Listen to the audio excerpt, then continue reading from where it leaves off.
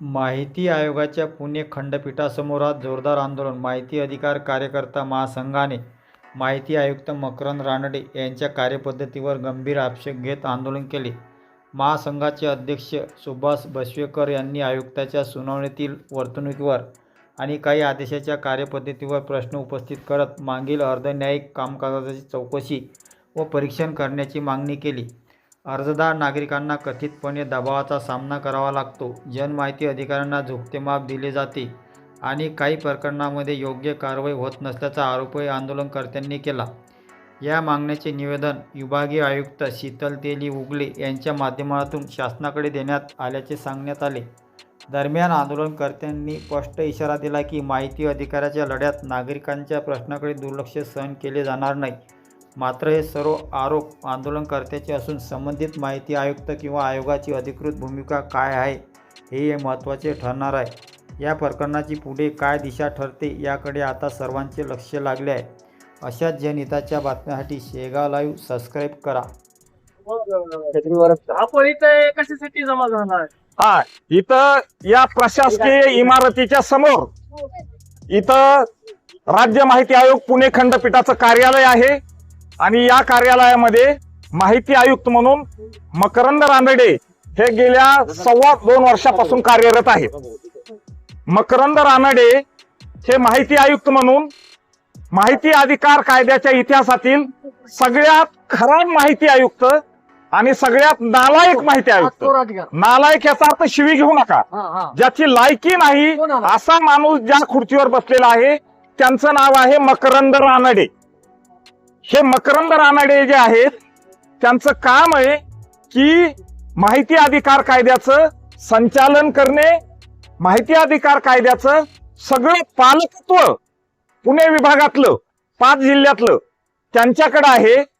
असं असूनही मकरंद रानडे हे त्यांचं जे निहित कर्तव्य आहे की व्यवस्थित सुनावण्या घेणे आणि जो कोणी अपील अर्जदार असेल त्याला व्यवस्थित न्याय मिळवून देणे, परंतु मकरंद रानडे हे त्या ठिकाणी त्यांना जे कर्तव्य दिलेलं आहे संविधानानं आणि कायद्यानं त्या कर्तव्याच्या विपरीत आणि उलट वागतात. हा गेल्या काही 2 वर्षातला 2.25 वर्षातला हा सगळ्यांचा अनुभव आहे. मकरंद रानडे यांना मी जेव्हा त्यांचे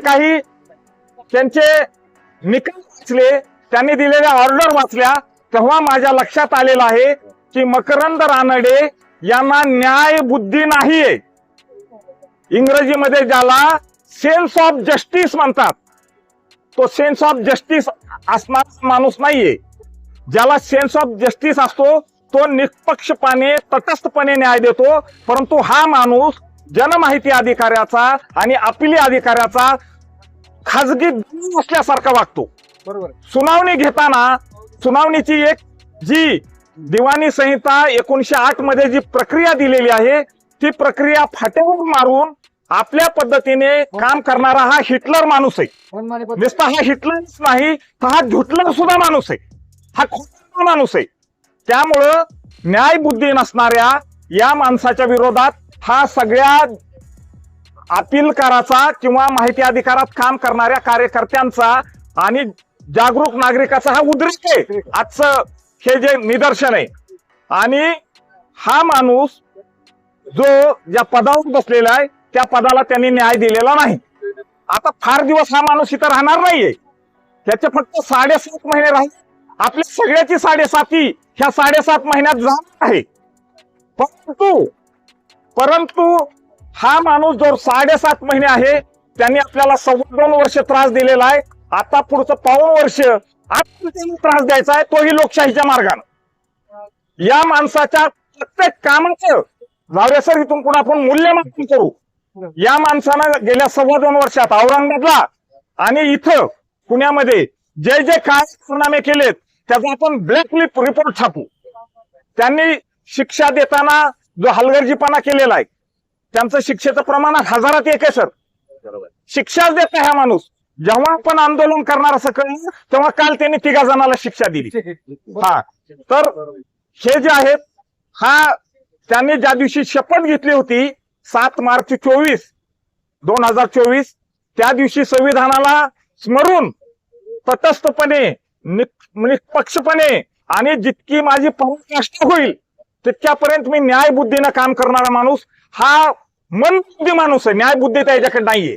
आणि सगळ्यांची दुसरी गोष्ट अशी आहे की दिवाणी संहिता 1908 मध्ये जी तरतूद आहे सुनावणीची, ती तरतूद सांगते की सुनावणी खुली झाली पाहिजे. आमच्या कोकण भवनला शेखर चन्ने साहेब आयुक्त आहेत सर, त्यांच्याकडून ह्यांनी काहीतरी थोडं शिकलं पाहिजे. त्यांनी तिथं पहिल्यांदा लिहिले मोठ्या आकारात, सुनावणी इतर ओपन आणि खुली आहे. माझ्या सुनावणीसाठी कुणीही कोणताही नागरिक उपस्थित राहू शकतो. हा इथं कुणाला सुद्धा येऊ देत नाही मध्ये. हा म्हणजे शेखर चन्ने मूर्ख आणि हा काय अतिशहाणा आहे का? हा याच्यासारखा मूर्ख शिरोमणी माणूस कोणी नाही. तुम्हाला सांगतो, या माणसाच्या विरोधात इथून पुढचे 7-8 महिने आपण सगळ्यांनी मिळून तो काय करतो, रोज किती निर्णय दिले, केव्हा आलेला आहे, केव्हा गेलेला आहे, त्यानं शिक्षा कुणाला केलेली आहे, कुणाच्या पाठीशी राहिलेला आहे. आणि मला पुण्यातल्या कार्यकर्त्याला सांगायचंय की आठवड्यातून 1-2 दिवस येत जा आणि सगळ्या सुनावणी हजर राहायचं. त्यांना सांगायचं सुनावणी खुली आहे, आम्हाला तिथं उपस्थित राहायचंय पहा. आणि प्रसंगी त्यांना जर कारवाई केली तर करू द्या, दुसऱ्या दिवशी आपण आणखीन जमू आपण. परंतु तुम्हाला सांगतो, आपण जर दिसतं आपल्यात बी शहीद भगतसिंग झाला पाहिजे, कुणीतरी ती क्रांती केली पाहिजे. एक दिवशी मी येतो मुंबईहून, पहिल्यांदा मी दिवशी आपण शिरू आणि त्यांना सांगायचं सुनावणी खुली झाली पाहिजे, आम्ही मध्येच फिरणार. आणि आम्हाला जर तुम्ही अटक करणार असाल, आम्हाला पोलीस बोलवणार असतं तर बोलवा, आम्ही अटक करायला तयार आहे. कारण आपल्याला यांच्या विरोधात आता लोकशाही मार्गानं सभ्यतेनं आंदोलन करावं लागणार आहे. आणि याच्यासाठी आपण सगळ्यांनी आता तयार राहायचंय.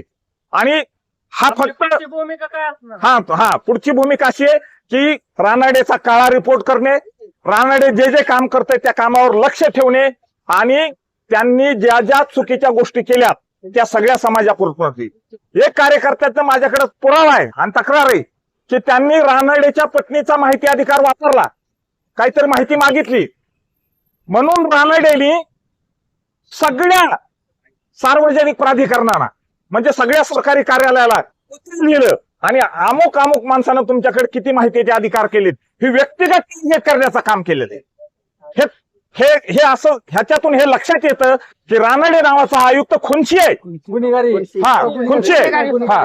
हा त्याच्या पत्नी सरकारी अधिकारी आहेत. कोणत्याही सरकारी अधिकाऱ्याचे कोणतंही रेकॉर्ड आणि त्याच्या कामाचं मूल्यमापन करण्याचा प्रत्येक नागरिकाला अधिकार आहे. आपण जे माहिती अधिकार प्रत्येक जण टाकतो तो सरकारच्या कामाचं मूल्यमापन असतं. आणि हा माणूस मात्र व्यक्तिगत स्वतःच्या पत्नीला कोणीतरी 100 माणसानं माहिती अधिकार टाकला म्हणून त्याच्यावर सगळीकडे परिपत्रक काढले. त्यांनी परिपत्रक काढलं की अमुक माणसानं तुमच्या कार्यालयात किती अर्ज केले त्या अर्जाच्या कॉपी पाठवा. हे बेकायदेशीर आहे. हे बेकायदेशीर काम त्यांनी केलेलं आहे. आणि त्यांच्या सगळ्या बेकायदेशीर कामाचा एक रिपोर्ट पुढच्या 2 महिन्यात आम्ही करून इथं आपण तो प्रकाशित करू. त्याचे सगळे कारनामे त्याच्यामध्ये येतील आणि आपण या पद्धतीनं पुढे जाऊ. बरं, ह्याचा काय उपयोग होईल आपल्याला माहित आहे का? पुढे असा कुणी आयुक्त आला तर आपल्याकडे तयार हत्यार राहील, आपल्याकडे एक एसओपी राहील कार्यपद्धती की खराब आयुक्ताला आपण कसं डील करायचं, संघटनेच्या मार्फत त्याला कसा धडा शिकवायचा. बघा की असा कुणी सज्जन माणूस येणार नाही की सगळंच कायमस्वरूपी अर्जदाराच्या बाजूने राहणार आहे. कारण याच्यामध्ये प्रत्येकाचे हितसंबंध गुंतलेले आहेत, त्यांचे सेल्फ इंटरेस्ट गुंतलेले आहेत. आणि त्यामुळं जो इमानदार कार्यकर्ता, जो जागरूक नागरिक आहे, त्यांना सगळ्या गोष्टी स्मूथ आणि सोप्या जाणार नाहीत. त्याच्यासाठी आपल्याला धडपडावं लागणार आहे, लढावं लागणार आहे. तुमच्यामध्ये जर सैनिकी रक्त असेल तरच आपण आता इथून पुढे टिकू शकू. जागरूकता आपल्यामध्ये असेल तरच टिकू शकू. आपला काय होतं माहितीये का झावरे सर, आपल्या कार्यकर्त्याचा अभ्यास फार कमी पडतो. टू दी पॉइंट नेमकं काय करायला पाहिजे हे त्यांना कळत नाही. परंतु तुमच्यासारखे आणखीन काही कार्यकर्ते आहेत, आता आपण जरा त्यांच्यावर जास्त नाही त्याच्या प्रशिक्षणावर जोर देऊ. गैरफायदा घेतात. तर या सगळ्यांच्या विरोधात आमची लढाई इथून पुढे अधिक तीव्र होणार आहे, अधिक होणार आहे.